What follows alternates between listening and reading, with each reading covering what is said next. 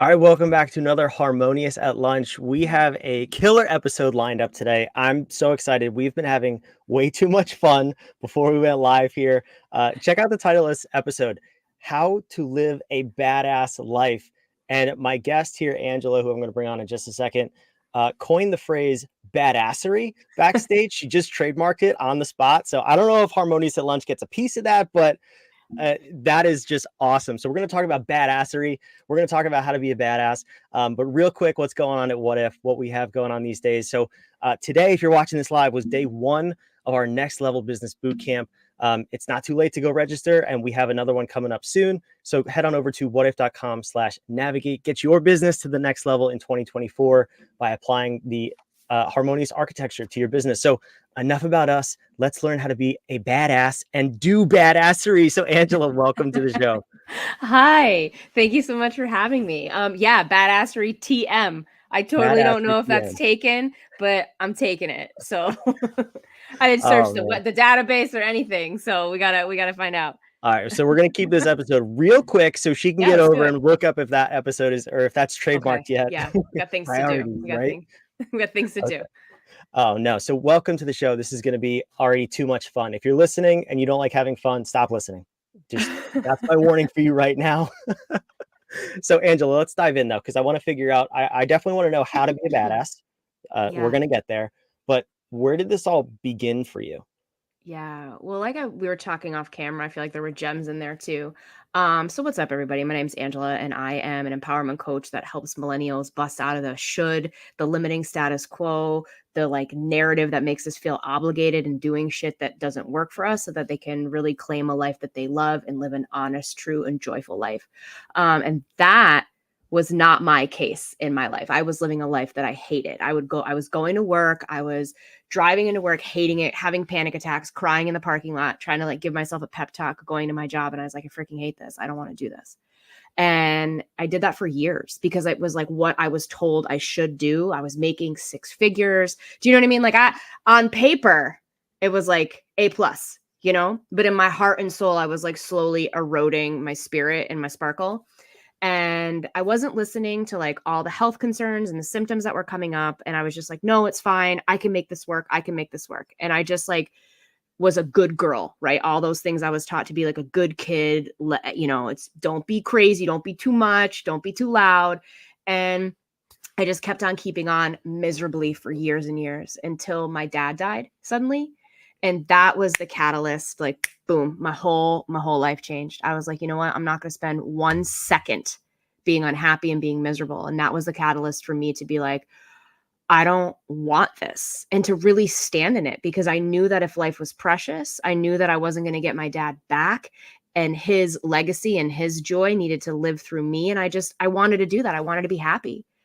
And I started a business. I started a fitness business that was all around using movement and meditation and mindfulness to be badass and to get connected to yourself. And that got big. That got really big, and it became too small to hold all of what was happening. So now I've expanded into the coaching, into podcasting and speaking, because I got a lot of shit to say on this topic.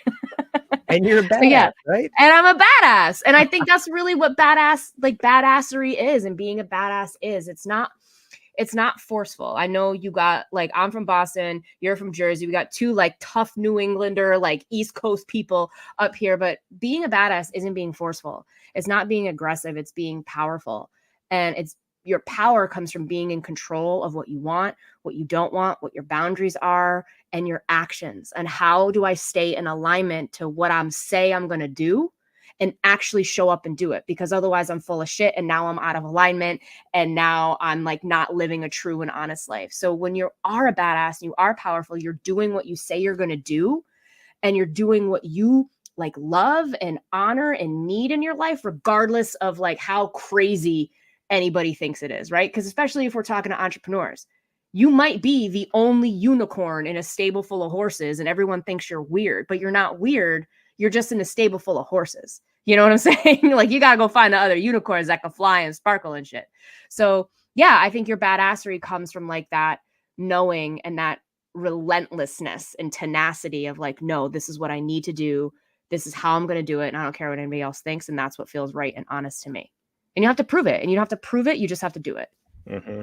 Yeah. So I love this. So finding our sparkle, your words, not mine. Um, there's so many little You phrases can here. take that too. You could take that too if you want. You help people find their sparkle. We help businesses find their sparkle. The sparkle all around. Let's all Glitter. sparkle and shine like little Yay. unicorns. So I think, unfortunately, there was a tragedy that was the catalyst to change. But unfortunately, most times for people, it is, whether that's in their business, in their lives, in their leadership. It takes this like awakening moment to really slap you in the face For sure. and be like, yo, you got to wake up or you're going to stay asleep. Yeah, So for sure. for you, like, what can you kind of elaborate on what some of those the real tangible symptoms were that you were ignoring? Because I think a lot of people may be there, but they don't even recognize what they were or are for them. Yeah. Yeah. Okay. Um, ooh, get some notes. Take out a pen and paper, y'all, because I hope that this can help in your own like survival guide.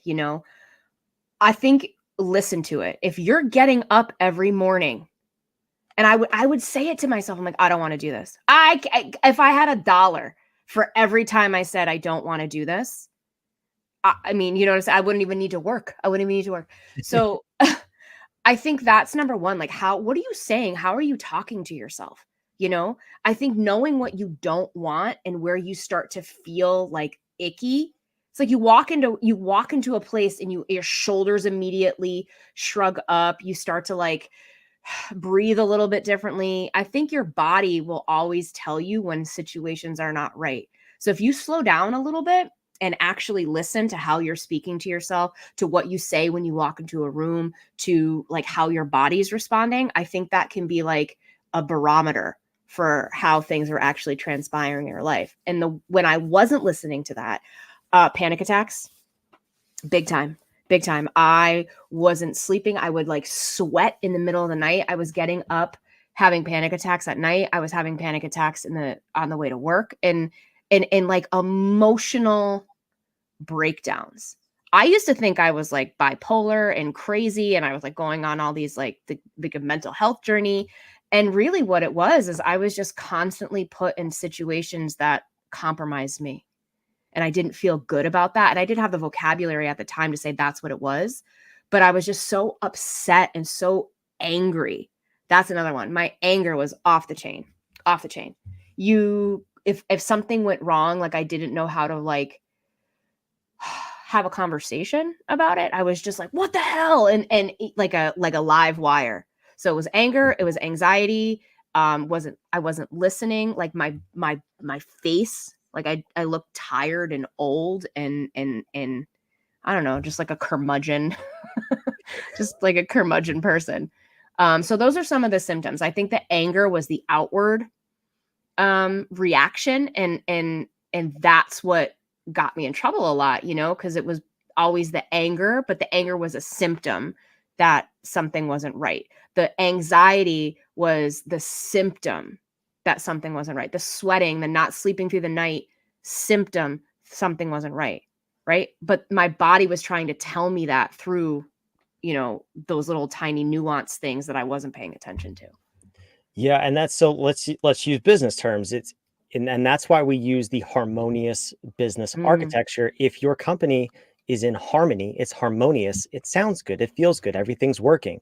If there's dissonance, and that's what you're mm, describing, dissonance in the way you feel and the way you want to feel, the way you show up in the world versus the way you think you should show up in the world.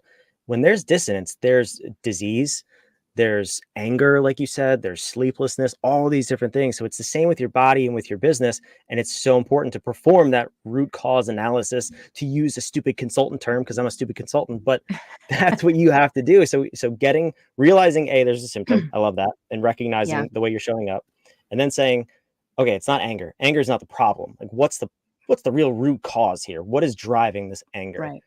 Right. So I love that you went through that process. Now, on the backside of that, obviously that was years ago.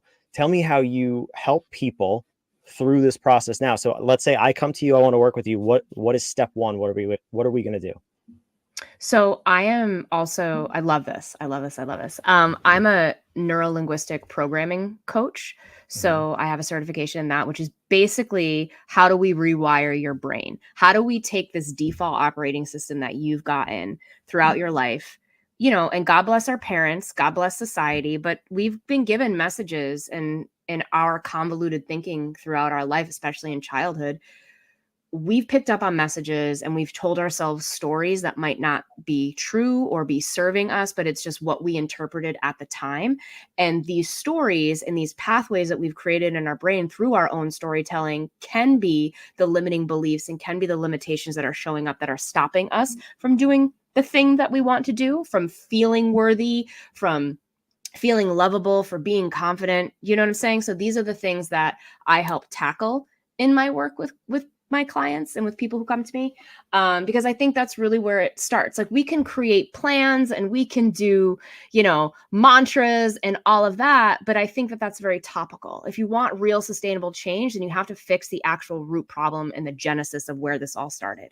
Where did we learn that we weren't good enough? Where did that programming take place of like, I need to play small, I can't go after what I want? Where did that come from? Because if you have all of these limiting beliefs and things that are showing up for you, it doesn't matter what kind of plan you have, you're still going to repeat the same patterns until you get privy to, one, the patterns, and two, where they came from. Because you can't heal and you can't fix what you don't understand.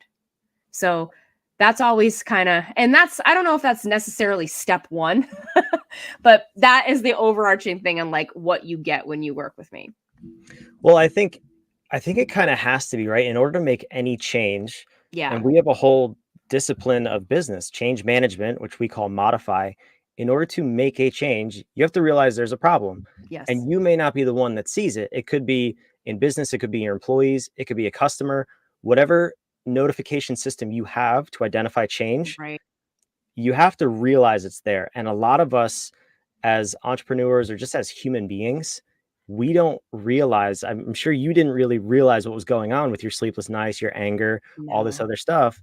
So yeah, you got to work on your mind first, because that's where the foundation of change is built. So Absolutely. Yeah. I think Yeah. that is always the first step to any change, effective, lasting change, like you said. So that's super important. Yeah. I think the first thing though is like really knowing what you want. Because if you Mhm. don't have like a goal or something that you were like trying to envision and see, then you're sort of just out in uncharted waters flailing around, like hoping and wishing. Like, I don't know, should I go this way? Should I go this way? You know what I mean? But if you're like, no, that's the direction that I'm going, this is the thing that I want, I think like that's always going to be your compass. That's always going to be your North Star. This is how I want to feel. I mean, that's how I use it, right? This is how I want to feel. And anything that like starts my spidey senses start going off and I'm like, this doesn't feel right. I don't want this. Right. This is like, this is how much I need to hit for this is what I want my sales goal to be for the month. So now I'm aligned to making sure that that happens throughout the month. Right. So I think it's always knowing what you want. One, because you wouldn't even work with a coach. You wouldn't even get help if you didn't recognize like, this is the thing that I want and I'm not getting there. So I know that I need help. Right. So I think that's always number one. And I think that's always the most badass step, is being like, oh, this is what I want. Open up my toolbox. Nothing in there. I don't have the right tools to get me where I want to go. And that's where I think seeking out help and working with a coach or whomever is going to be really pivotal in moving the needle forward and wherever you want to go. So that would be step one. And then I think step two is what stops you. Because that's sometimes part of the conversation that we don't want to have. What stops you? Like, you know what you want to do, but if we don't, and then you're like, this is what I want. How do I make a plan? Do you watch South Park? No. Oh my God. Okay. So I'm going to use a little South Park reference. I know we're going to be quick. So there was a South Park episode when Cartman gets visited in the middle of the night by the underwear gnomes. No. Okay. It's not, okay. So these like gnomes, Not ringing a bell, but I'm excited to hear how this applies. Okay. So the gnomes come to Cartman's room and they like open up his drawers and they like take all his underwear. And so one night Cartman waits up, sees the underwear gnomes taking his underwear and follows them back to the village. And he like goes in this underground village, which kind of looks like Fraggle Rock. I don't know, for all my 80s kids. And he's like, they have this big sign on the wall. It's like, step 1, collect underwear. Step 2, question mark. Step 3, profit.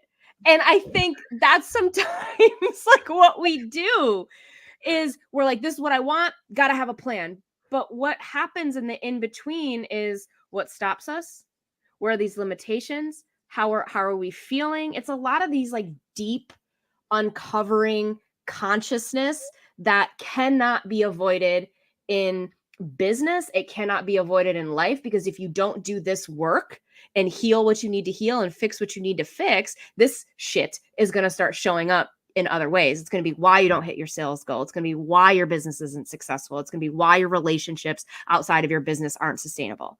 Right. So that in between, that question mark phase, I think, is like the second part of what holds us back.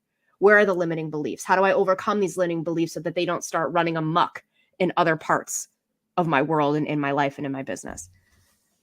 Yeah, that's so key too, because excuse me, in the what if architecture, you nailed it. It was the first step we start with is navigation. If you don't know where you're going, how do you get there? You What are cannot we get doing? anywhere without a Yeah. plan in business, in life. And you're right, what holds you back comes next, because if you don't know where you're going, you don't know what to say yes and no to. So every opportunity is a yes, and the next biggest shiny opportunity, and everything looks like that sparkle unicorn. It's Mm, not. Some hmm. things are a pile of steaming shit, and you need to Yes. know what to say no to. So I love that, and I think, just from going through and doing similar work with businesses, that is, you hit the nail on the head with the first two steps, and Yeah. then yeah, profit from stealing underwear. That's the obvious outcome. Did I get that right? Yes. Yes. Okay, Profit.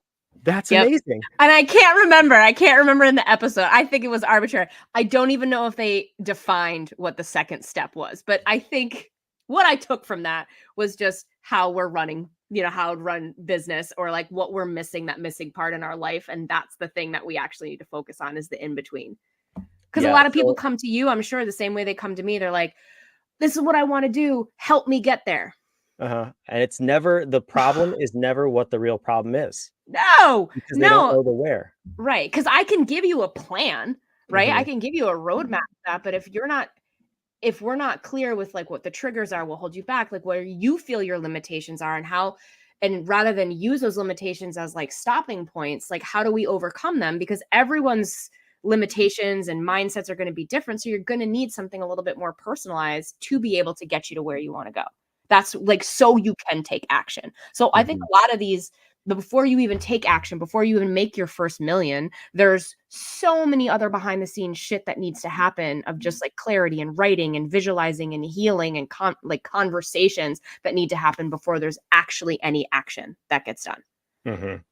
Yeah, that's amazing, amazing advice. Now, I wanna put your website on the screen. I know you have a little Mhm. freebie for us.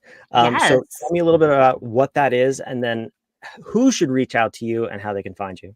Yeah. So the free guide is a millennial's guide to taking action, which sort of it expands on what I just talked about. And there's a couple of other steps in there too on what you need to do to get yourself to be able to take action. Like what's the behind the scenes back end of taking action. And when you are able to take action from an honest place, from like your soul without hesitation, and are so courageous in it, that's really where you start to live this badass life. So please get that free guide. Super easy. Just fill out the form, comes right to your email. And if you are listening to this and what I'm saying is sort of striking a nail on the head, where you learned maybe throughout your life that you weren't good enough, that you learned to placate and people please. And people pleasing isn't always like, I'll do it for you. I got it. It's not just making other people happy, because I love to make people happy. It's the why behind that. And it becomes transactional. Like, I'm doing this so that I can feel better. And if you're waiting for external validation, and if you're waiting for like an if then, it's that arrival fallacy. Like, when I do that, it'll be better. That is a can be really toxic. And as an entrepreneur, if you don't clean that shit up, that's going to start infiltrating your business, and it's where you're going to take the steaming pile of shit opportunities and not take the aligned opportunities. So where I work with people is really diving into some of that unconscious stuff that's there, that really sets up the, well, I have to and I need to, and what if they hate me and I want people to like me, and like, but I'm not good enough, and if I don't do this, then what do people think? that kind of stuff. We help to wrap that up so that you can really step forward into your life and into your business with confidence, with like brazenness, and with TM badassery. Well, you heard it here first. That's how to be a badass, how to achieve badassery. This has been too much fun. If you didn't like this episode, you won't like either of us. So don't Yeah, get the free don't. guide. Don't do anything we've said, and stay miserable. Okay, Stay if that's miserable. what you want, Stay stay miserable. miserable and don't be a badass. So, listen, Angela, thank you so much for joining Thank today. So let's you. tie this to the harmonious architecture real quick. We already talked about navigation. I think that's super important. And like we both said, in our own different way, that's where you start. You always start with the navigation discipline. If you don't know where you're going and why you exist, you cannot get to where you want to go. The next thing I heard very prevalent in this conversation was the disciplines of inspire and home. Humans optimize in a meaningful environment. If you're not an optimized human being, how are you going to show up to perform at work, in life, in your relationships, in anything that you do? And then also inspire. If you're a leader, you're an entrepreneur, you can't lead unless you yourself are optimized and fit to lead. You can't inspire a team to take action behind the mission of the company and chase that vision if you don't even want to get out of bed and go to work. So please take the time, go download the guide, optimize yourself, get yourself to that next level. And I think for me, the next step after this episode is me and Angela are going to go start a business. We're going to go steal some underwear and make a profit. That's what I took from this. So mic drop. Watch that episode. We are signing off from another too much fun episode of Harmonious at Lunch. This has been awesome. Go follow Angela and get that free guide. See ya.